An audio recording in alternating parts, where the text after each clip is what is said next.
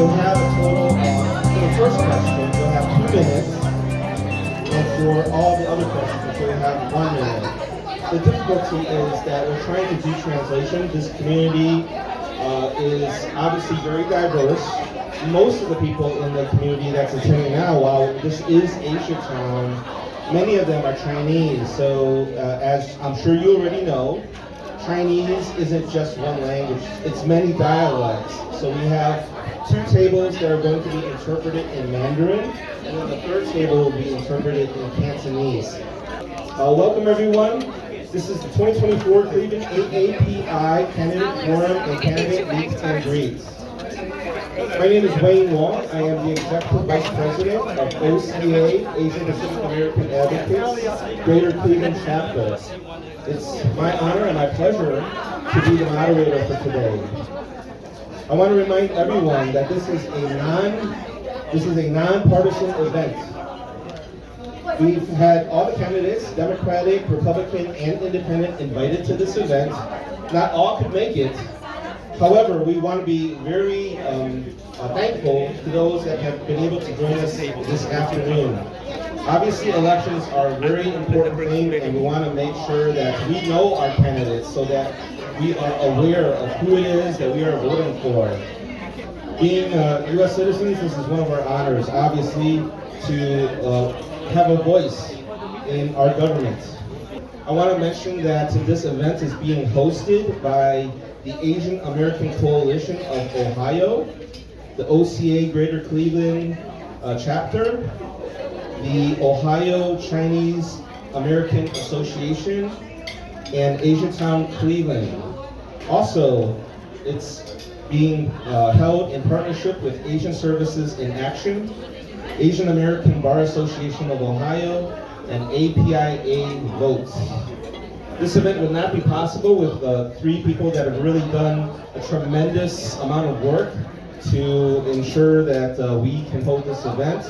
First, I want to introduce Vincent Wang. He's in Columbus. He cannot join us for today, but he's chair of AACO. But Yu Min Yin is president of AACO. Secondly, I want to introduce Ms. Lisa Wong, if she's here. She's running around. Like I said, she's very busy. She is president of the OCA Asian Pacific American Advocates Greater Cleveland chapter. Once again, my name is Wayne Wong. I will be your moderator. So question number 1. Now this is going to be easy one. We're going to start with Alan. Please, for each of our candidates, introduce yourself and let us know why you are running for the office that you're running for. Thank you, and thank you for the invitation to be here. My name is Alan Rapoport. I'm a former mayor of Cleveland Heights, and I'm a lawyer, and I'm running for Congress. Albert Einstein once said that doing the same thing over and over again and expecting a different result is the true test of insanity. The last 4 years, we all know what's been going on, and it's been chaos. High prices, a broken immigration system, crime, wars all over the world, and the threat of more wars. We can't continue to do things the same way. I blame the progressives who have been running the operation in Washington. I am running because I believe that people deserve to have an alternative. I believe that an election is about choice. And I believe that if you don't have a candidate that has a different opinion, you will not have choice. So I'm asking you to consider me, investigate me, and consider voting for Alan Rapoport for Congress. Thank you.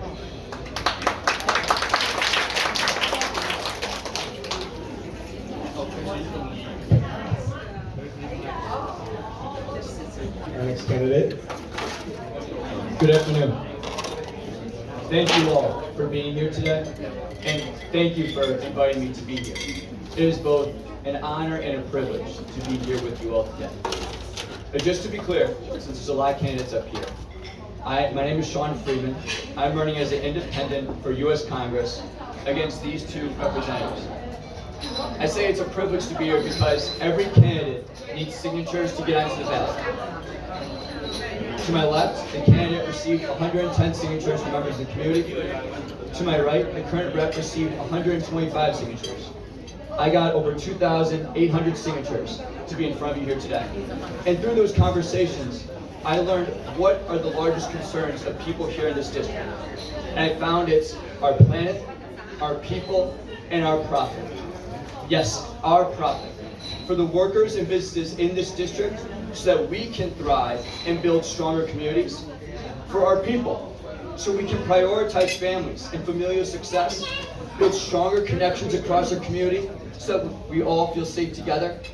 And above all, taking care of this one home that we all share here together. Now, I have never planned on being a politician. I changed my mind around 2020 because at that time, I saw our leaders were either focused on bickering amongst themselves and not communicating properly with us what is in our best interest, how to keep us safe. And as a result, we as a people have been torn apart and millions of people passed away.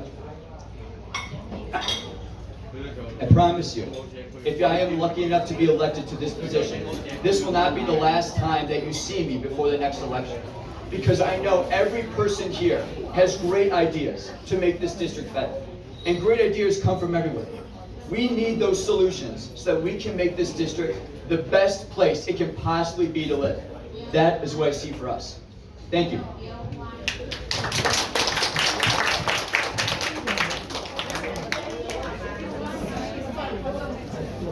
Thank you to the Asian American Coalition of Ohio, AAPI Vote, and everyone who helped put this event together. I want to tell you, I am Congresswoman Shontel Brown. I am a Democrat. I am the Congresswoman for Ohio's 11th Congressional District, and it is an honor to be able to serve you. I've represented the district since 2021, and I'm proud of the work that we've been able to do. I have a list of accomplishments here in front of me. There are so many that I don't want to forget any of them that are very important. I want you to know I ran to be a champion for Northeast Ohio, to make sure that we are working with the White House to bring resources back to our communities. We passed the bipartisan infrastructure law. What that has done is provided funding for our roads, our bridges, our airports, our public transportation system. It also means that we're removing lead pipes in our community and making sure every community has access to high-speed broadband internet. These are the type of opportunities that will create jobs, good paying jobs. We also passed a piece of legislation called the Inflation Reduction Act. This is the biggest investment in our climate's history. Thank you for that. As my challenger talked about protecting the planet, I've actually done things to make sure we are protecting the planet. The Inflation Reduction Act also makes sure that we cap prices for insulin at $35 a month for senior citizens and for people on Medicare. We've also been able to cap the prices starting next year, 2025, at $2,000 a year for senior citizens to pay for prescription drugs. That is the most you will pay. We passed another big piece of legislation called the CHIPS and Science Act. The CHIPS and Science Act is building an Intel plant in Central Ohio that will create thousands of jobs right here in Ohio. That's 1 minute left. Oh, that's all too? Okay, well I have a lot more to share with you and I look forward to the conversation. I'm going to try to stick around because we have so much more to cover.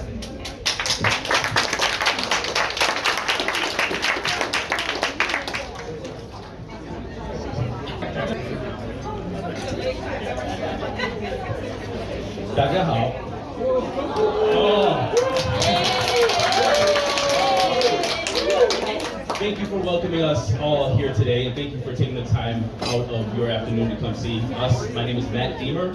I am running for Ohio's 7th Congressional District, which is the southern half of Cuyahoga County, Medina, and Wayne County. I went to school at the University of Hawaii and got a bachelor's degree in political science. I then got a scholarship and spent some time at Basin University. and I lived in China and Asia for over 15 years. 6 years in 6 years in Beijing, 7 years in Shanghai, 2 years in Hong Kong. I'm sorry, 3 months in Hong Kong, Singapore, and then I did my MBA. I did my MBA in NCKU in Taiwan. Sorry, no. Guys. Let the speaker speak. 谢谢. So after all of that, I made a small business and I sold it to a San Diego company and then moved back to San Diego. And after San Diego 6 months turnover, I came back to Northeast Ohio where I immediately started working with the Democratic Party. I ran for Congress in 2022, and between 2022 and 2024, I was on the ground. I was making sure we're getting signatures, I was making phone calls and knocking doors for issue 1 in August, issue 1 in November, and vote yes on issue 1 this November. That's very important, and gerrymandering. I am running to make Congress work again. I feel that money in politics is a huge problem. One thing I want to say about everybody at this table right now is they show up to hear from you, the constituents. From busy Congressman Shontel Brown and everybody else on this table has shown up to listen to you. But there's a lot of people that are not here because they think that your voice is not important.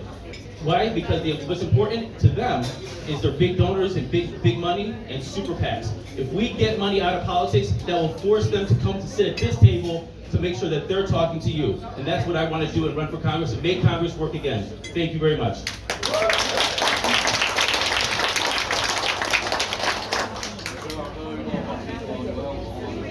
Having me. I really appreciate it. It's an honor to be here with you today. My name is Tristan Rader. I am running to be a state representative from the west side of Cleveland and Lakewood. Currently, I'm a Lakewood City Councilman, and I've been a Lakewood City Councilman now for 7 years. And the question is, why am I running to be a state representative? First and foremost, I believe strongly in democracy. I believe it is incredibly important, in this state particularly, that we have a strong democracy that represents the people. And currently right now, we have a very gerrymandered state legislature. Our state is one-party control. Every office in the state at the executive level, both the state Senate and the State House are one-party controlled. I believe that you deserve representation and that we should have a more proportional government. That is why I highly encourage you. You should vote. You should vote yes on issue 1. Go, Tristan! I'm going to say that one more time. Make sure you vote yes on issue 1 to end gerrymandering in the state so we can have not just one-party control, but have a government that's representative of the people. That's the most important thing I want to get across today. But today also, I knock a lot of doors. I'm in your community a lot, knocking doors and talking to people. One of the issues I hear about the most right now is property taxes. Property taxes are going up, and the state could fix this, but they're not. We need people in Columbus that want to fix the property tax system so the people that can least afford to pay these high increases are actually going to actually have some caps, what we call the circuit breaker, so that property taxes can stay down for the folks who can least afford it. Incredibly important right now, our government's dysfunctional because of the one-party control. We need people working together to solve these practical problems, and that's why I want to go to Columbus and be your next representative. So thank you so much for your time. Looking forward to your questions.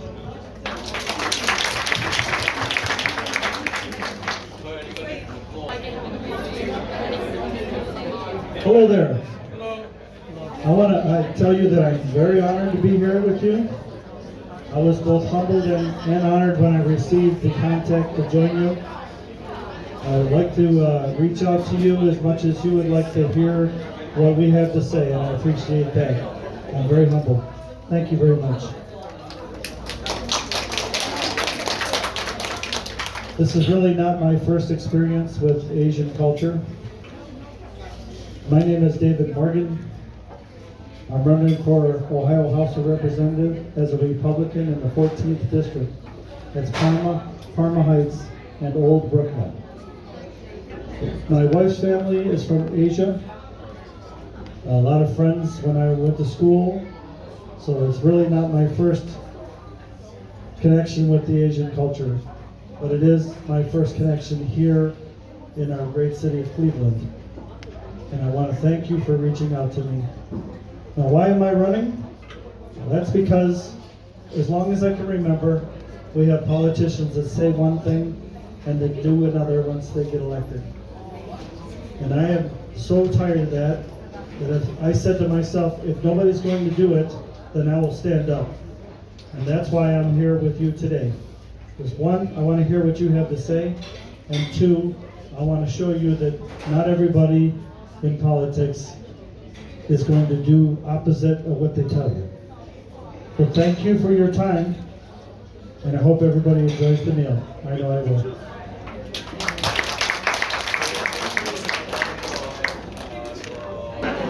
Hello everybody, I'm Judge Timothy Clary. I'm one of your common police judges. Nice to see you. I look around and I see a lot of candidates and our congresswomen's here, but I'm the only judge. And then they put me at the very end of the table. But this is actually what it's like to be a judge, if you can believe it in some ways. We're at the very bottom of the ballot.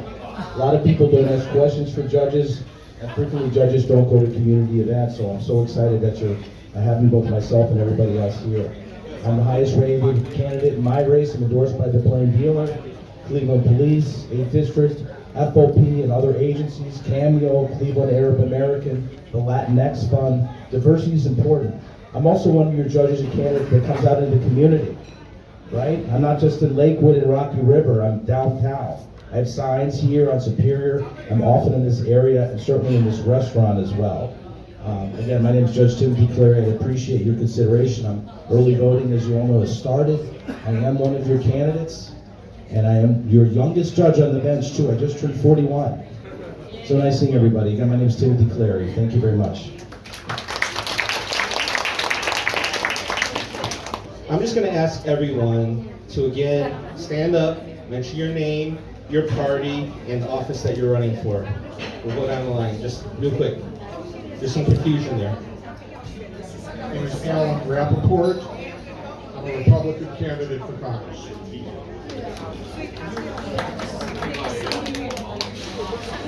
My name is Sean Freeman. I'm independent, which means I'm not running with any party for U.S. Congress District 11.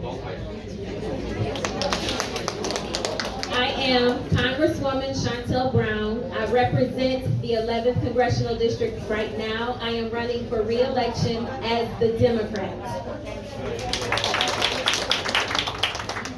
Matt Diemer, Democrat, Ohio's 7th District. Tristan Rader, Ohio State House, District 13, and I'm a Democrat.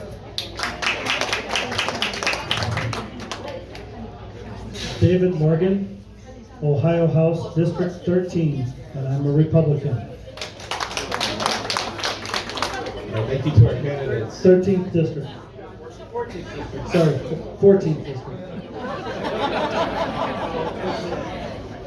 All right, thank you to our candidates. We're going to move on to our second question. That was a little bit longer because all the candidates had 2 minutes. Now we're going to go to 1 minute responses. The second question is about healthcare. Healthcare is essential to citizens and often costs much of a typical household's disposable income. The Cleveland Plain Dealer reports that an inpatient day at an Ohio nonprofit hospital costs about $3,402. That's higher than the national average. In fact, it's about 7.5% higher.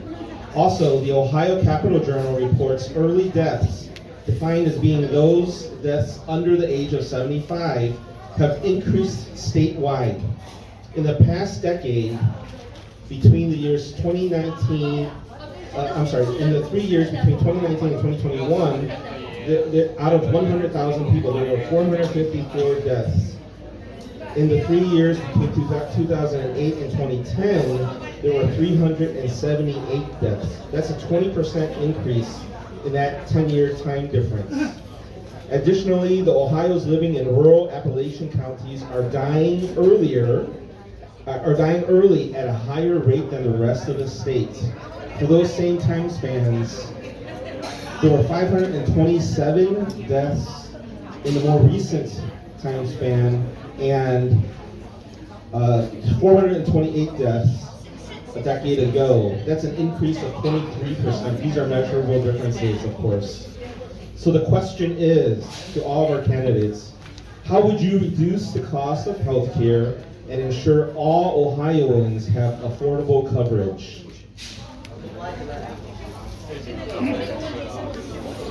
So they're going to interpret a question first, and then we'll go to response.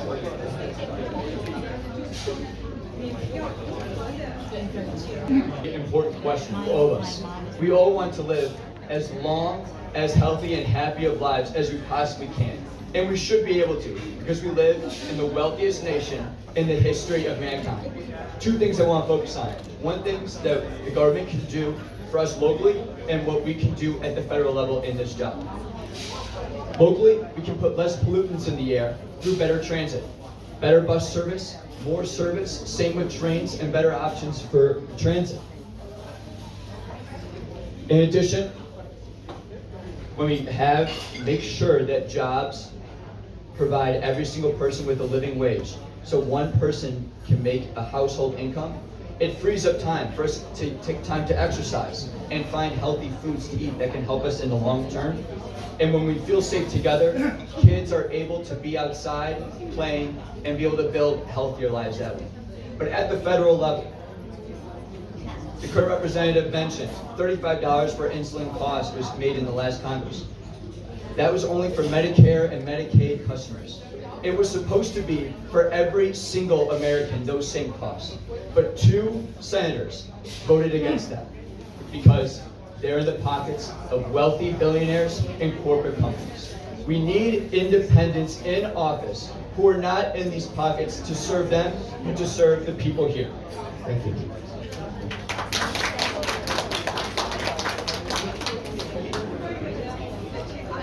We've got to make sure that everyone is covered. So we need to reduce the medical bills. Right now, the uninsured rate for the Asian American community is 8%. We need to get that down to 0.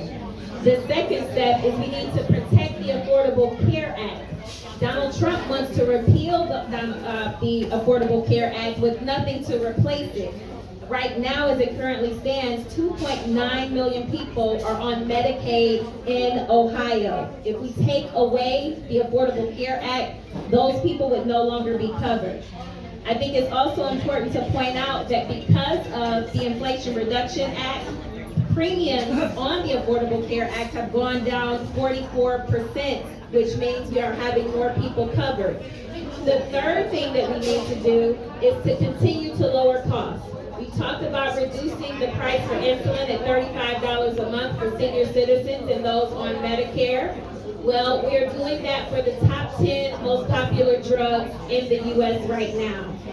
We're also capping the cost of insulin of prescription drug prices for senior citizens starting 2025 at $2,000 per year. So those are some of the things we can do to address healthcare.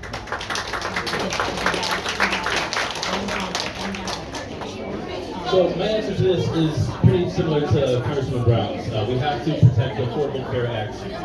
When it comes to Medicare, Medicaid, we have to continue to negotiate drug prices and get those as low as possible, and expand that to drug prices for necessary drugs and drugs that maintain people's life on a day-to-day basis. Insulin is exactly one of those. But I also want to advocate for moving slowly into a single-payer system, as well as the ability to have private insurance. I feel that there's a lot of things out there that are 100-year-old technologies, a broken arm, a sniffle, the reasons that you go to just get checked, that are very low cost, and we could cover those for everyone. So that is what I would like to do, is to lower prices, continue the Affordable Care Act, and try to move toward a single-payer system for the basics and necessities, while we still have private insurance for those sad emergencies. Thank you. Hello again. So the question is, what do we do about healthcare? So what I believe, similar to my colleague here running for the 7th district, but we need a universal healthcare system, Medicare for all. Let me say it again. We need a universal healthcare system, Medicare for all. That is the vision for our country. We should be striving towards it. Nobody in this country is left behind. And that should cover, by the way, too, your dental and other things that currently are not covered by Medicare. We need to make sure those are covered. That should be our goal. In the meantime, I'm running for the State House. The state has a lot of power over Medicaid. So those folks that are elderly who have needs beyond beyond Medicare, or who are disabled, or who are lower income, Medicaid needs to be bolstered. We need to make sure that those programs are easy to navigate so that you can access those benefits. So in the State House, I'm going to advocate very strongly that we maintain or increase our Medicaid spending. We make sure that everybody in our community that needs to be taken care of can be taken care of while we work towards a universal health care system. Thank you. If you have a question for a candidate, please write down your questions. Those will be collected later. So if the interpreters can please explain that.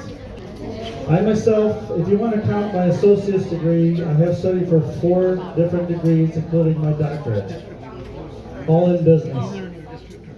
So I will tell you that when you have more competition, it's better for people like you who are the consumers. If there's more competition, there's competitive pricing or competitive services. But the best thing to do is improve the economy so that everybody has a job so you can afford your health care benefits. So we also have to create an environment that is good for businesses to thrive. Now, there was a socialist who everybody knows, if you ever heard of Keynesian economics, he was a socialist, but he was a genius. It was his idea to create an environment where in the marketplace all businesses could thrive and people know that's where they can go. So just because he's a socialist doesn't mean he's wrong. He was a genius. So creating the environment so that everybody has jobs and then making sure that everybody has health care is a premium. Thank you.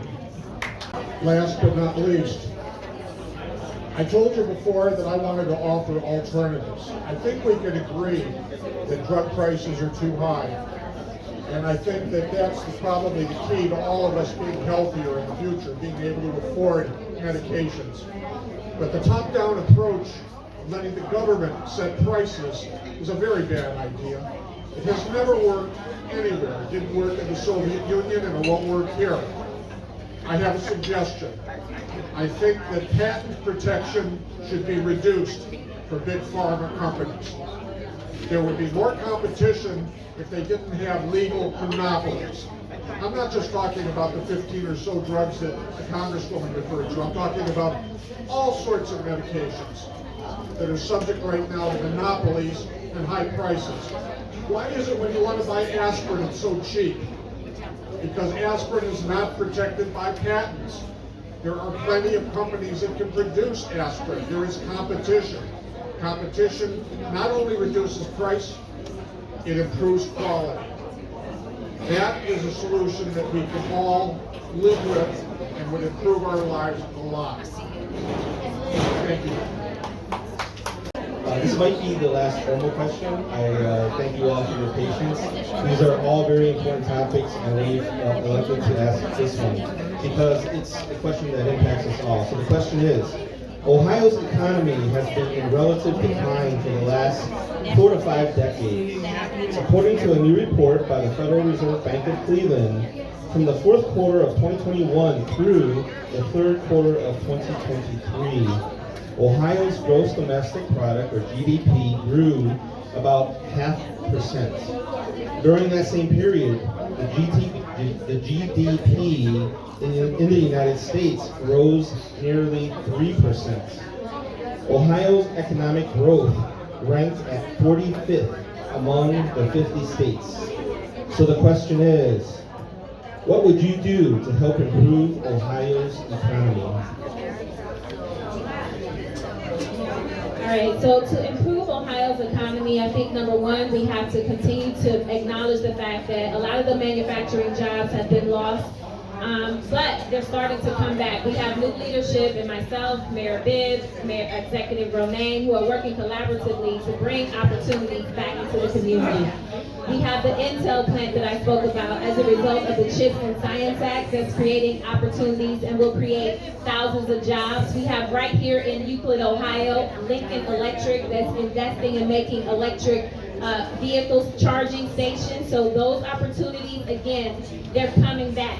I think it's also important to point out the fact that I've held 2 SBA expos right here in the district to help capitalize and help people people to maximize the opportunities that are coming along because of these huge investments.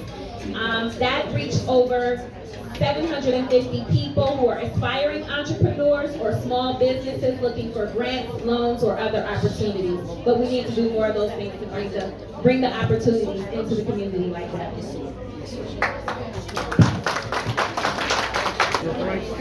How you doing? I'm going to echo, again, Matt Diemer running for Ohio's 7th District, Democrat. I'm going to echo a lot of Congresswoman Brown's statements, is that Ohio has always been a place that we build. We are builders, and a lot of that industry has left. And I want to make sure that we are restoring supply chain, bringing back manufacturing and industry here, but also promoting and incentivizing new innovation and new tech jobs to come over here to Ohio. Look, we see that people are already coming to Ohio.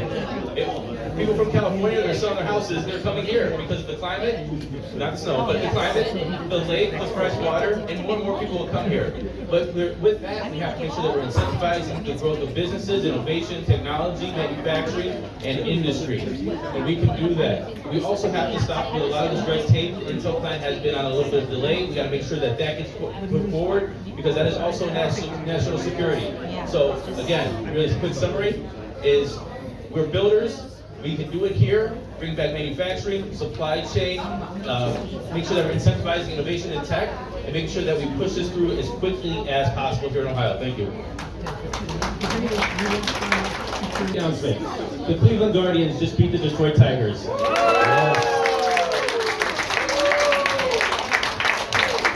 And the fact that you all are here to watch and listen to our candidates means that you have your priorities right? I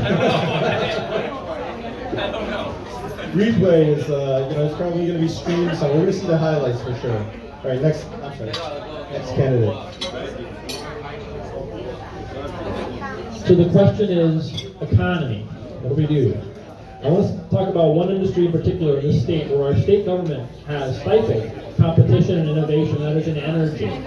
We want to make sure that we're attractive in this state to bring more jobs into Ohio. We need wind, we need solar, we need hydro, we need nuclear, we need all types of energy. And we need our state to allow these types of energy because we are running out of energy in Ohio, believe it or not. Have you noticed your electric bills are going up? You notice your gas bills are going up?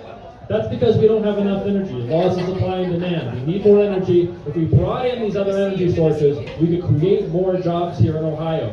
Career-level jobs, jobs that pay a high wage, you can raise a whole family on. But we need more competition in the energy space, and we need renewables in Ohio. We're the third largest emitter in the entire country here in Ohio. That means we produce more CO2 than most of the rest of the nation, and we do not have hardly any renewables online, and that could take some pressure off and reduce your energy bills while creating jobs. Thank you.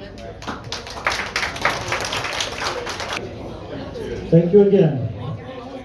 All of us have been living in the Cleveland area long enough to know that Cleveland's infrastructure has always been in trouble.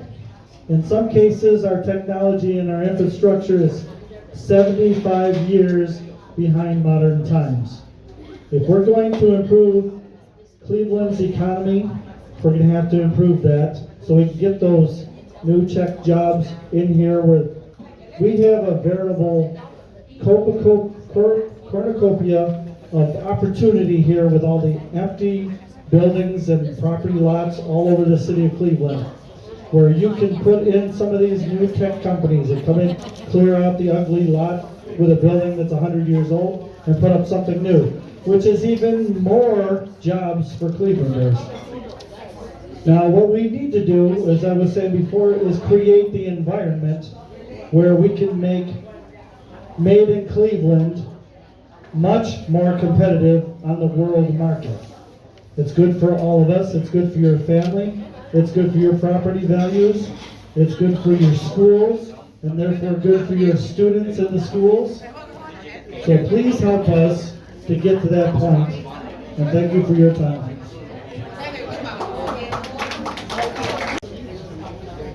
My answer may surprise you a little bit, since the question is about the entire state of Ohio, and I think anybody who runs for political office ought to be able to look at the big picture. When I look at that table over there, I think about something that a lot of people don't even pay attention to. It's called the Farm Bill. The Farm Bill is something that's passed by Congress. It's due for renewal. It deals with a lot of very serious issues. It deals with financing for farmers, it deals with best practices, it deals with nutrition issues. We all eat food. Guaranteeing a good supply of food is important to all of us. But agriculture is the single largest industry in the state of Ohio. A lot of people don't know that, especially if they live up here in the north. Best way to improve the economy in Ohio in the short term and the long term is to guarantee that food supply and get that farm bill negotiated. And if I go to Congress, I'm going to be working on that.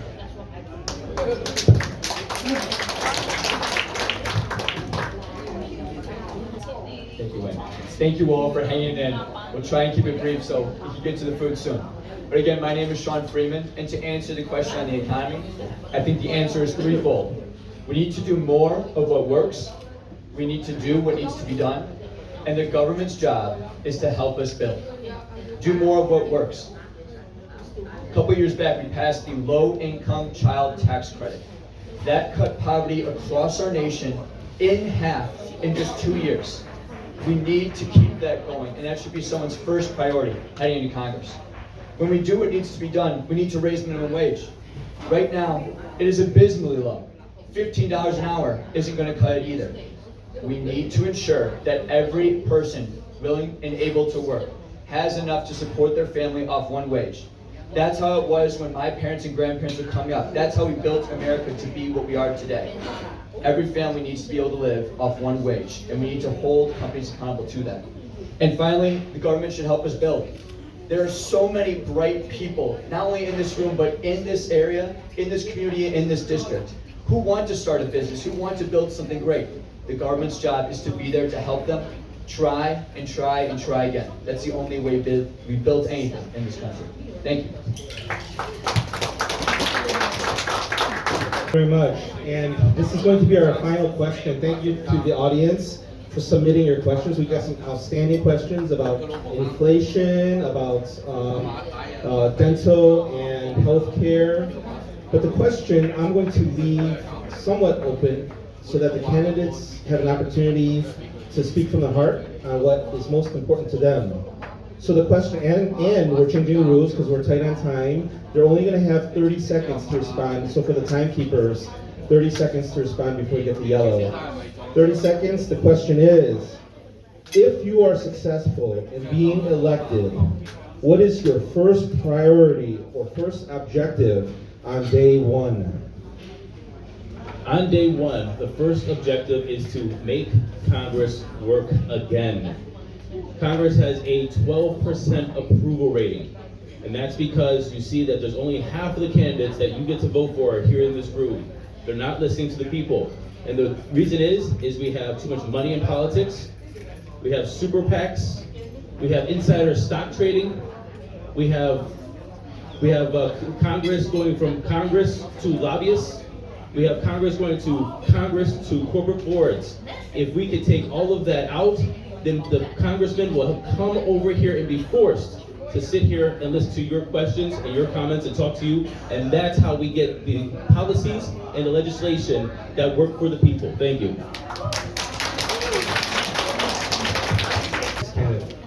Good. So from day one, there's a lot I want to do, but I'm going to tell you one thing I will do, and that is I want to keep my door wide open. Meaning I'm going to set up office hours for my district so you can come talk to me directly. I intend to have interpretive services so that if folks speak different languages, they can still come to me and they can still talk and we can have a conversation because you deserve representation. And that's something I can do for you any day of the week. Any time you want, I am accessible. If you have my card, whether my city council card or my state representative card that I'm running on, that's my personal cell phone number. You can call me anytime. I am available to you no matter what. I think I'm out of time, so thank you. Hello again. You know, public school funding and property taxes have been connected in this state for so long, nobody can remember when it was different. The Ohio Supreme Court has determined that fundraising in the school property tax is unconstitutional. That was 10 years ago that they ordered the House to rectify the discrepancy, and they've done nothing about it. The first thing I'm going to start working on is severing the bond between our school funding and our property taxes so that we can succeed in freezing property taxes for retired persons in this state. And that bill was pioneered by the man that couldn't be here, Tom Patton. He's been pushing that for 20 years, and he's running up against a wall because of the school funding connection. Thank you very much. OK， 他刚刚所讲的就是呢，因为现在那个 property tax 就是我们的地价税，那现在非常的高，因为呢，这些年来呢，他们都没有重新再去估价，因为所以呢，因为我们所交的地价税呢是帮助学校，所以学校呢还有收到它一部分的那个赞助，就是由我们的税金而来的It's a very thought-provoking question. I was elected council president in Cleveland Heights unanimously by Democrat and Republican members of the city council. I'm a Republican, but I want to see things get accomplished, and Washington is dysfunctional right now. So the very first thing I would do, if I am fortunate enough to go to Congress, is petition to join a group that's called the Problem Solvers Caucus. It's a bipartisan, nonpartisan group that has decided that there are issues they can disagree about, but there's some that they can agree about, and they can get things accomplished. I know things can be accomplished. In Cleveland Heights, we built a city hall, 2 fire stations, streets, sewers, water lines. We made people's lives better. That's what I want to do, and I want to be a part of a group that's willing and able to do that.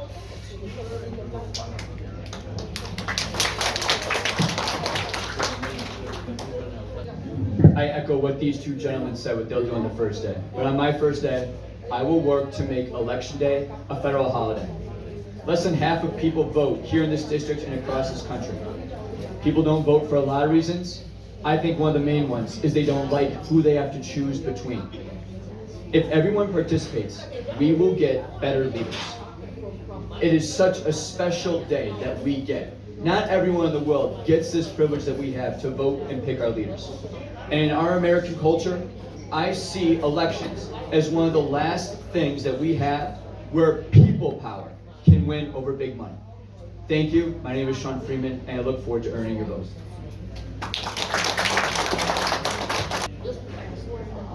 And with that, we want to thank our candidates once again for joining us this afternoon. Clearly you see the interest, the passion that this community has for what's best for AsiaTown, what's best for Cleveland, what's best for Ohio, and what is best for the United States of America. This is a great country, and everyone here is proud to be a part of it. And that's really a key. We are a part of it. Asian Americans are happy to be here, and we're so happy that you could join us this afternoon. This is going to be more of a informal part of the event where you can mingle with the crowd, perhaps grab some snacks, get a drink if you wish. They do have a bar over there. We can celebrate being in America, and we can also celebrate the Guardians' victory. Thank you all for joining us. Once again, my name is Wayne Wong. I'm the Executive Vice President of OCA Greater Cleveland. I want to thank again Yumin Yin and Lisa Wong, who put a lot of work and effort into organizing this event. So with that, thank you all for joining us once again.